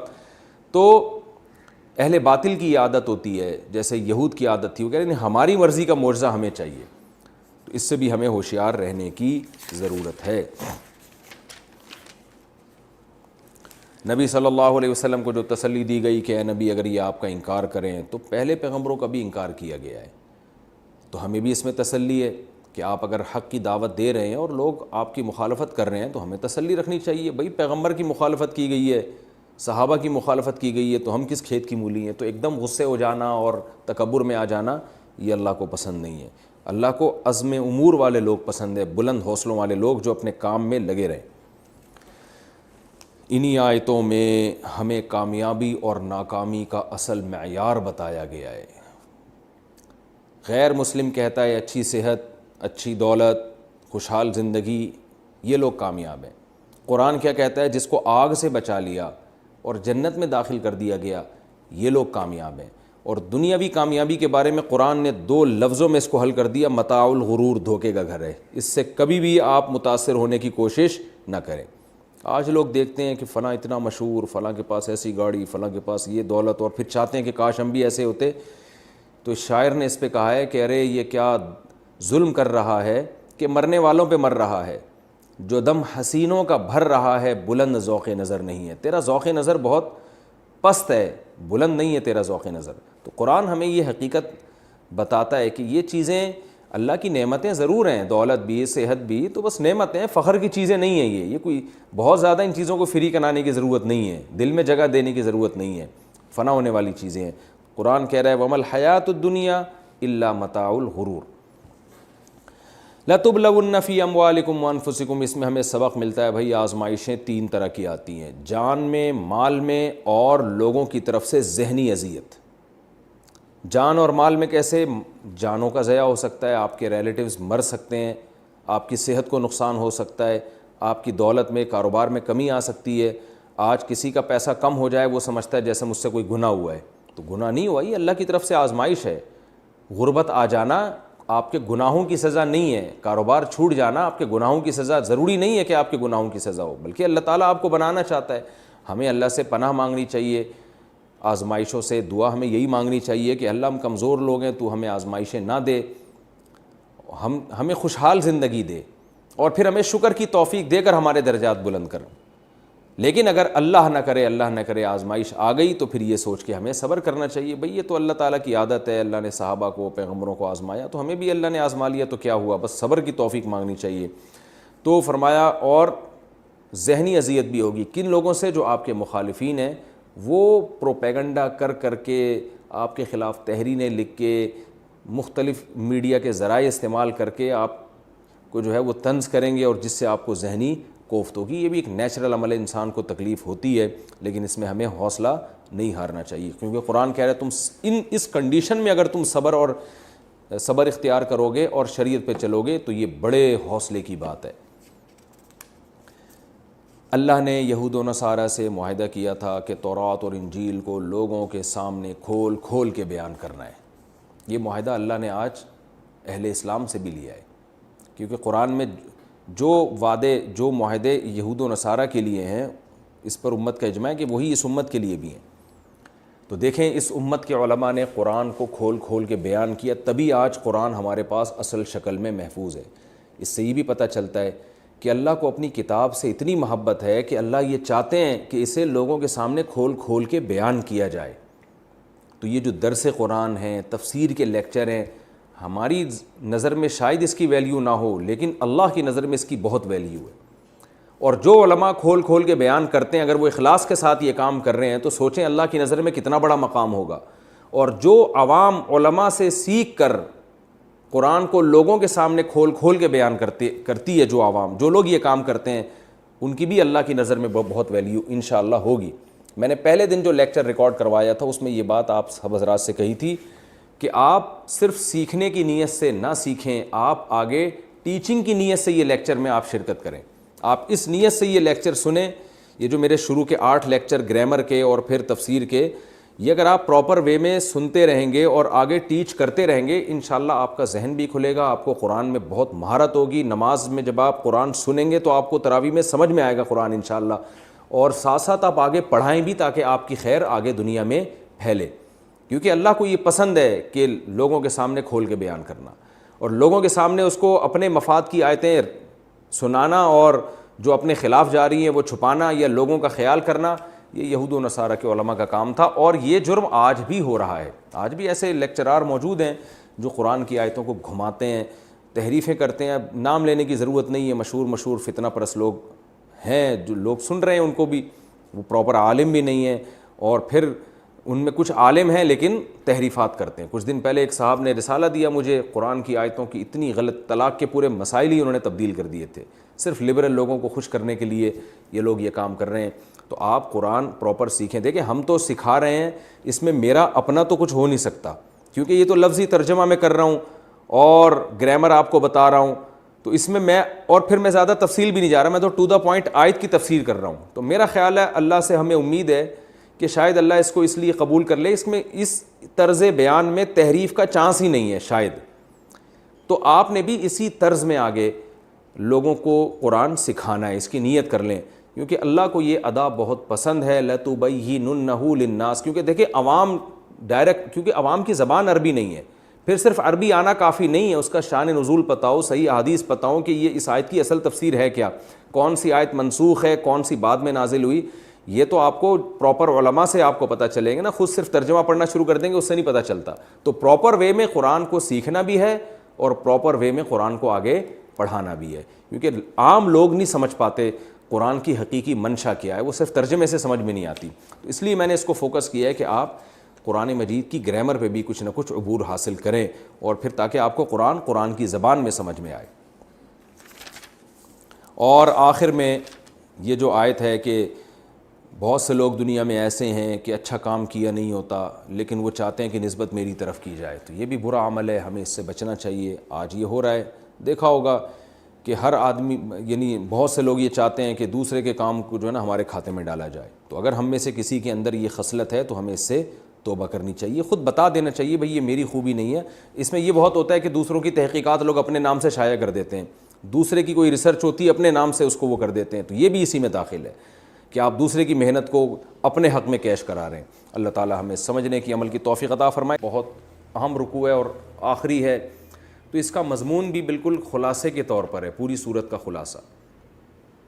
اس میں بہت ساری باتیں آئیں، یہود و نصارہ سے مکالمے آئے، عیسائیوں سے مناظرے کا تذکرہ ہوا، پھر اللہ نے بتایا کہ ہم نے اہل کتاب پر کیا کیا احسانات کیے، عیسیٰ ابن مریم اللہ کے رسول ہیں، اللہ کے بیٹے نہیں ہیں، یعنی زبانی دلائل سے بھی بات ہوئی، مناظرہ جسے کہا جاتا ہے، مباہلہ جسے کہا جاتا ہے وہ بھی ہوا، پھر غزوہ احد میں مشرکین سے جو لڑائیاں ہوئیں، جو میدان جنگ میں لڑائی جسے کہا جاتا ہے، اس کا بھی تذکرہ ہوا۔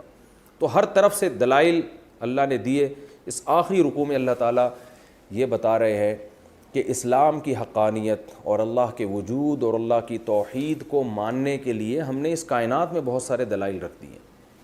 دنیا میں 2 قسم کے لوگ ہیں، ایک وہ جو اس کائنات کی چیزوں سے فائدہ تو اٹھاتے ہیں مگر اس کائنات کی بنی ہوئی چیزوں سے خالق کی طرف پہنچنے کی کوشش نہیں کرتے، اور دوسرے وہ لوگ ہیں جو اس کائنات کی بنی ہوئی چیزوں سے فائدہ بھی اٹھاتے ہیں لیکن وہ یہ غور بھی کرتے ہیں کہ یہ سب کیوں بنا ہے۔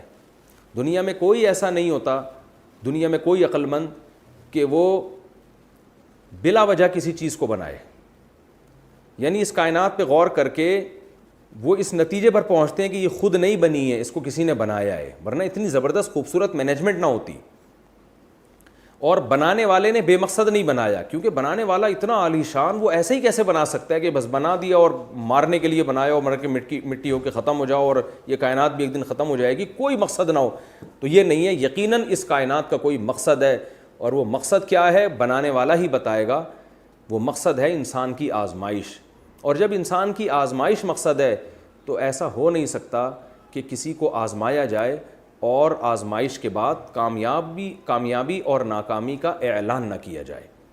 تو اللہ فرماتے ہیں کہ ہمارے نیک بندے جس کائنات میں غور کرتے ہیں نا، تو اسٹیپ بائی اسٹیپ اس انتہا تک پہنچتے ہیں جو قرآن دعویٰ کر رہا ہے. یعنی عقل سے بھی سوچتے ہیں تو وہی رزلٹ نکلے گا جو قرآن کا دعویٰ ہے. قرآن کا دعویٰ کیا ہے کہ تمہارا حساب و کتاب ہوگا، ایک دن تمہیں دوبارہ زندہ کیا جائے گا، نیک لوگوں کو جنت میں اور برے لوگوں کو جہنم کی آگ میں ڈالا جائے گا. یہ قرآن کا دعویٰ ہے.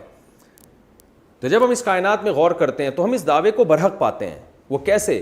ہم غور کرتے ہیں، ہمیں پتہ چلتا ہے یہ بنی نہیں ہے، اس کو بنایا گیا ہے. ایک بے جان تصویر خود سے نہیں بن سکتی، کروڑوں اربوں سال میں اتفاق سے نہیں بن سکتی. تو ایسی تصویر جو دیکھتی بھی ہو، سنتی بھی ہو، بولتی بھی ہو، سوچتی بھی ہو، سمجھتی بھی ہو، چلتا پھرتا انسان کیسے بن گیا خود بخود، اور مرد اور عورت پھر آگے ان کی نسل اور بچہ ادھر پیدا ہوتے ہی اس کی ماں کی چھاتیوں میں دودھ آ جاتا ہے. یہ چیزیں آٹومیٹیکلی نہیں ہو سکتی. تو یقیناً کسی نے بنایا. اس کائنات میں غور کر کے ان کو پتہ چلتا ہے، اور خود بخود وہ اس نتیجے تک پہنچتے ہیں کہ بنانے والے کا کوئی مقصد ہے. وہ مقصد ظاہر ہے ہمیں، یعنی اگر آپ اسلام کے علاوہ کسی اور کی طرف جائیں تو کوئی مقصد بتا ہی نہیں سکتا. تو وہ مقصد وہی ہے جو اللہ نے بتایا ہے، تمہیں آزمانے کے لیے بنایا. اور جب آزمانے کے لیے بنایا ہے تو یقیناً ایک وقت آئے گا کہ جو برے لوگ ہیں ان کو سزا ملے گی اور نیک لوگ کامیاب ہوں گے. اور بروں کی سزا کیا ہے وہ خود اللہ بیان کرتا ہے، ہم خود سے نہیں فیصلہ کر سکتے. وہ سزا ہے جہنم کی آگ. تو اللہ فرماتے ہیں یہ ان باتوں پہ غور کرتے کرتے اسٹیپ بائی اسٹیپ بالآخر اس نتیجے تک پہنچتے ہیں کہ جہنم کی آگ سے یہ پناہ مانگنا شروع کر دیتے ہیں، اور اللہ سے جنت کی امیدیں لگا کے جنت مانگنا شروع کر دیتے ہیں. پھر اللہ نے بتایا اس رکوع میں کہ جو ان مدارج میں غور کر کے اس نتیجے تک پہنچ کر اخلاص کے ساتھ دعائیں مانگے گا تو میں بھی اس کی دعا کو قبول کروں گا.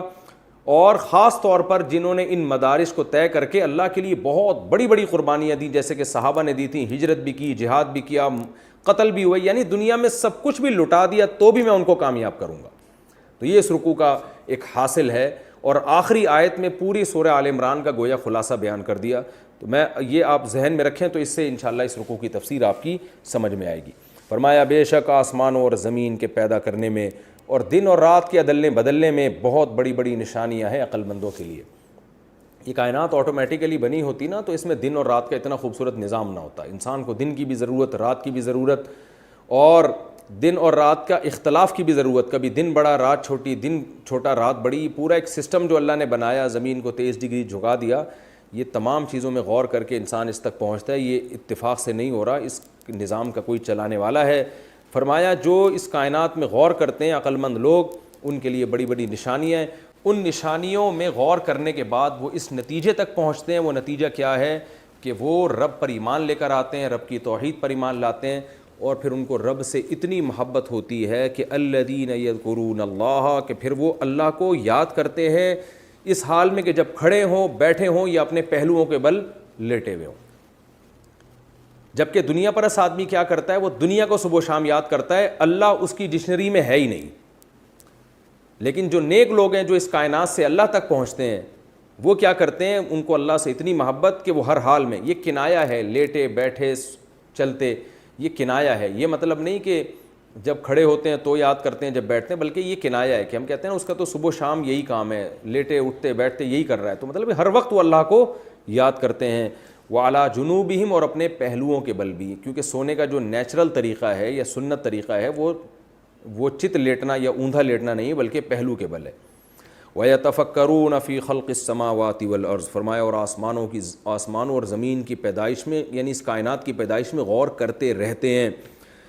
اور نتیجہ کیا نکلتا ہے کہ وہ غور کرنے کے بعد اس نتیجے تک پہنچتے ہیں، کہتے ہیں ربنا، اے ہمارے رب، ما خلقت ھذا باطلا، تو نے یہ سب بیکار پیدا نہیں کیا.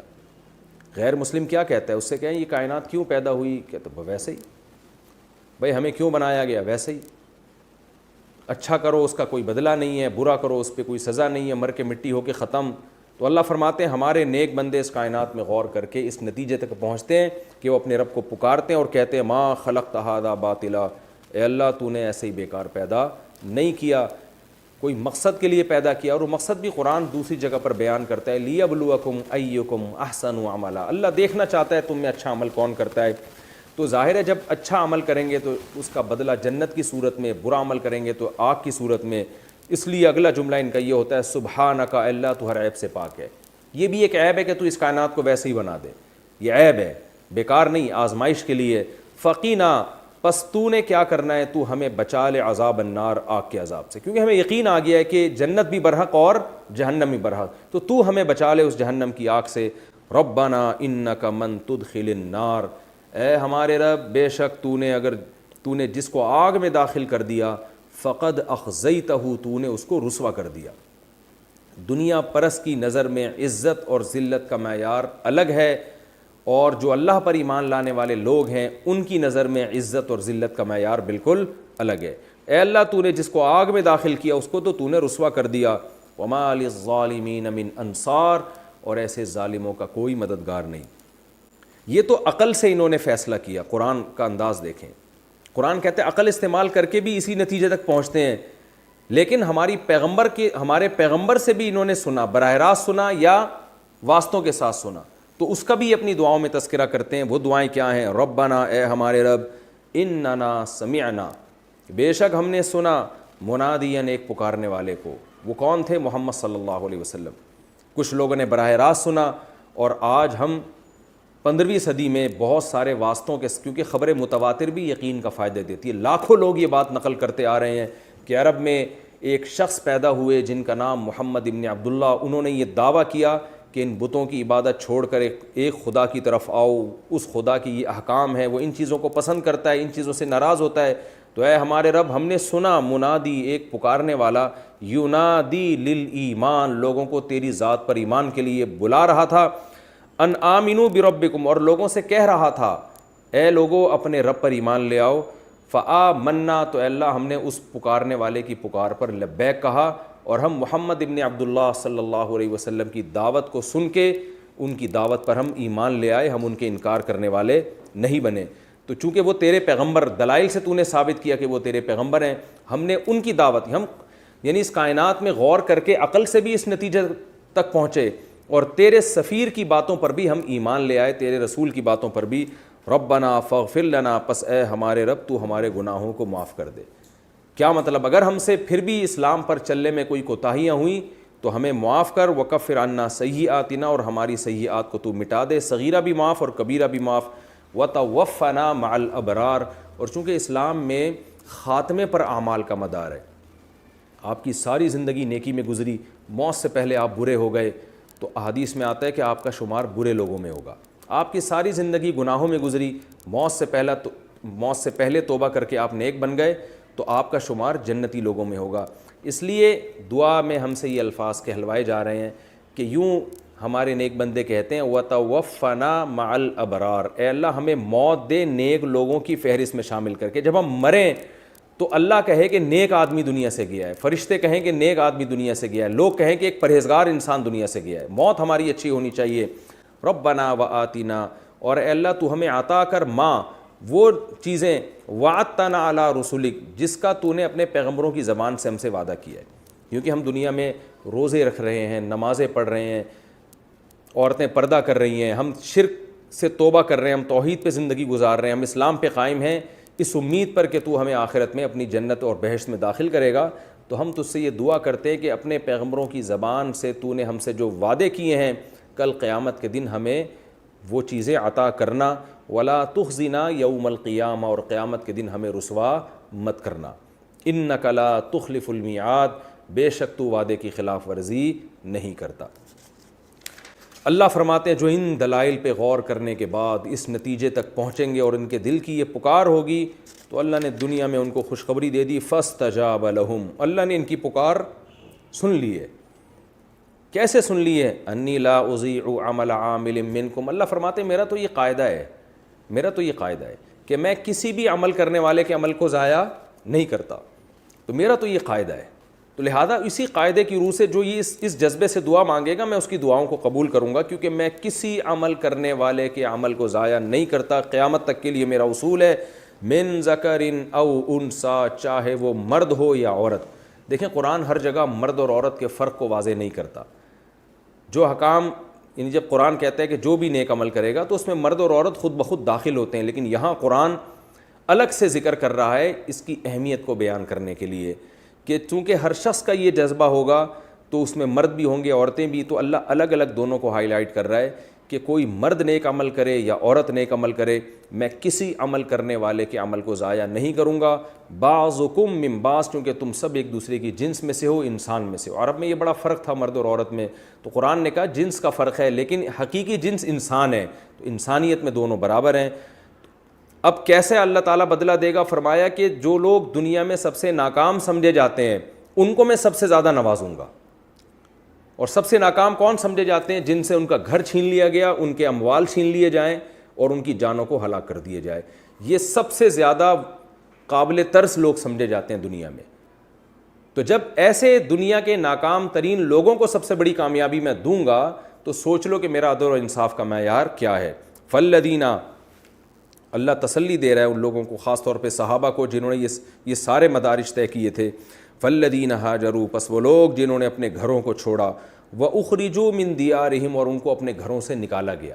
بعض دفعہ انسان اپنی خوشی سے گھر چھوڑتا ہے جگہ تبدیل کرنے کے لیے، یہ کوئی آزمائش نہیں ہے، لیکن جب آپ کو آپ کے گھر سے ہجرت پر مجبور کر دیا جائے، آپ کو آپ کے وطن سے جلا وطن کر دیا جائے، تو یہ بہت بڑی آزمائش ہے جن میں صحابہ مبتلا ہوئے تھے۔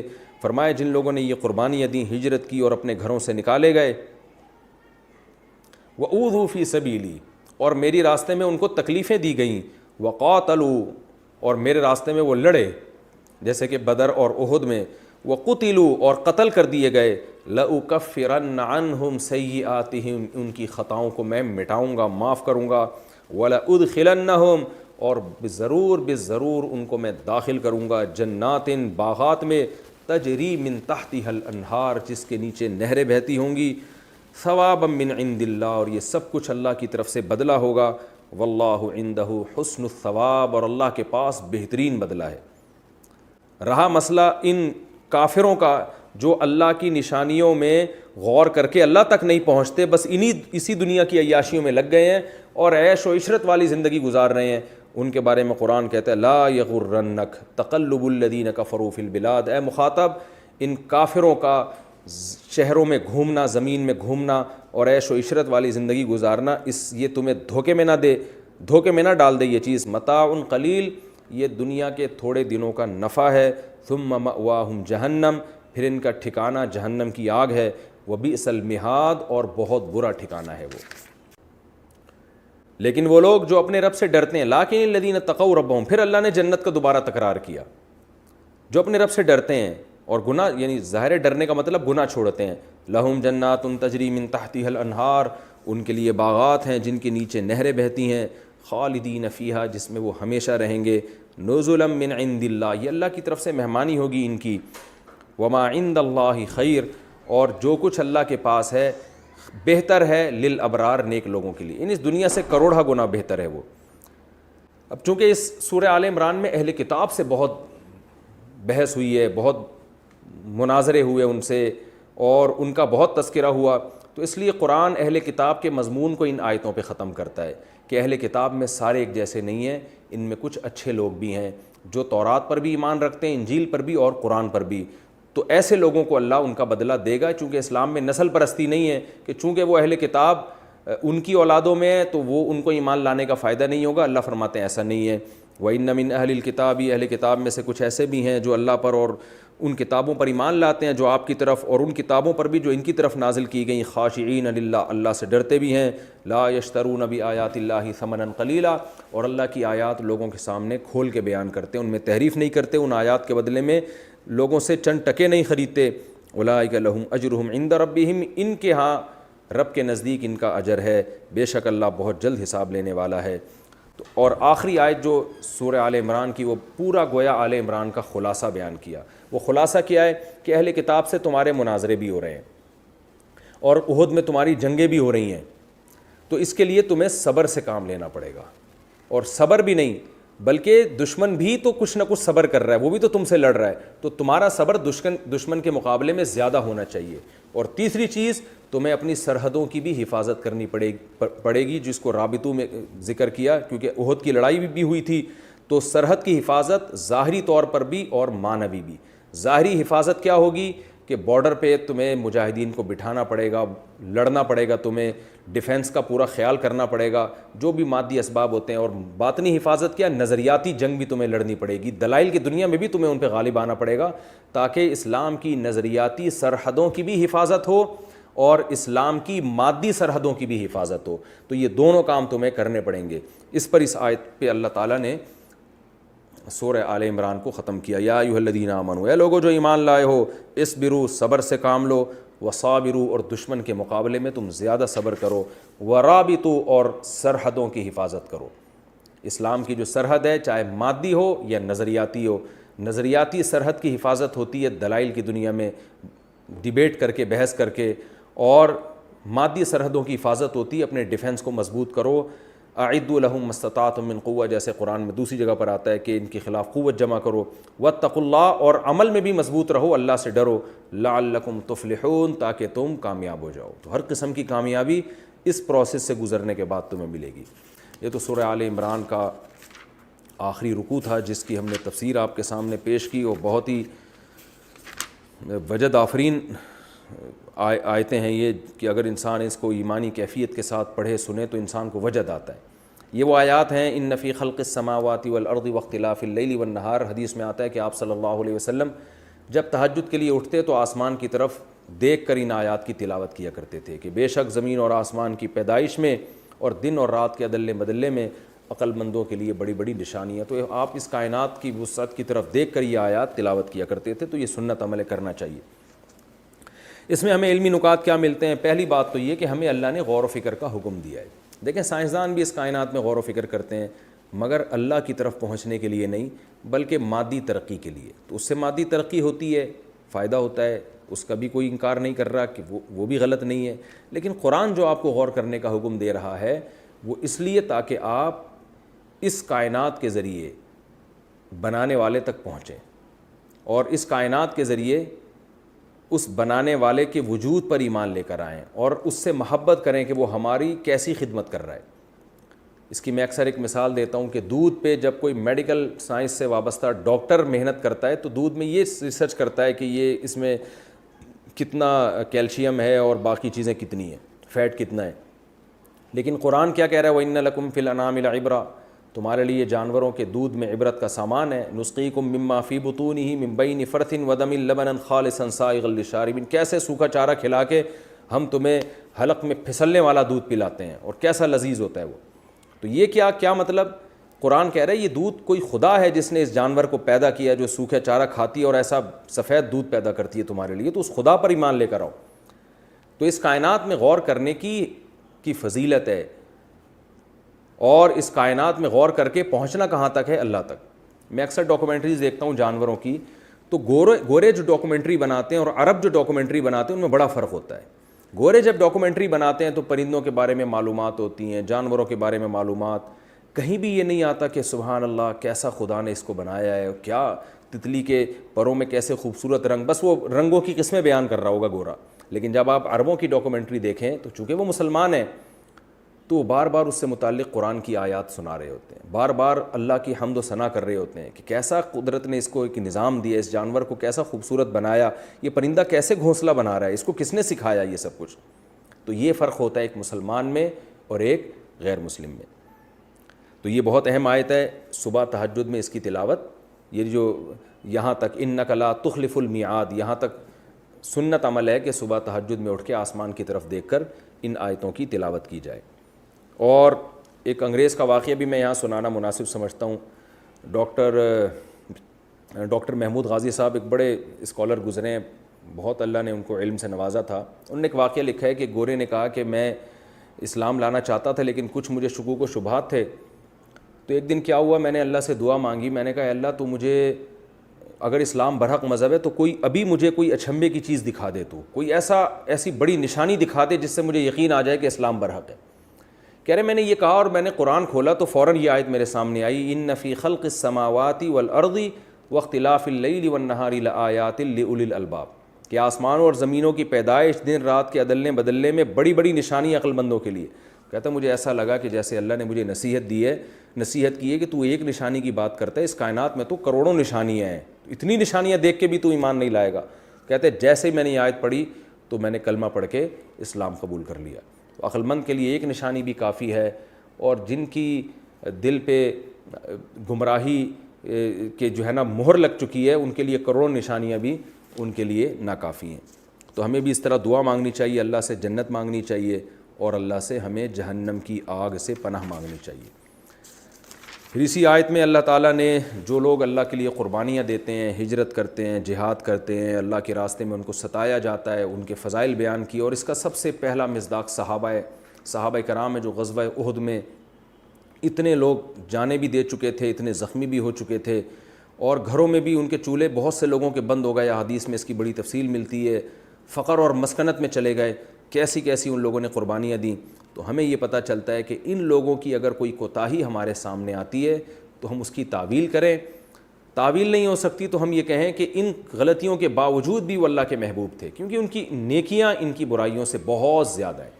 آج یوٹیوب پہ، سوشل میڈیا پہ صحابہ کرام کے خلاف بولنے والے آپ کو بہت ملیں گے، بس 5-6 صحابہ جو اہل بیت میں سے ان کو مستثنیٰ کیا ہوا ہے، باقی ہر ایک کے اعمال میں وہ عیب تلاش کرتے ہیں۔ یہ لوگ اسلام کے ساتھ مخلص نہیں ہیں، یہ اللہ کے محبوب لوگ نہیں ہیں۔ ہم تمام صحابہ سے جو بھی نبی کے ساتھ دیا، جن لوگوں نے بھی، ہم ان سب سے محبت کو ایمان کا حصہ سمجھتے ہیں۔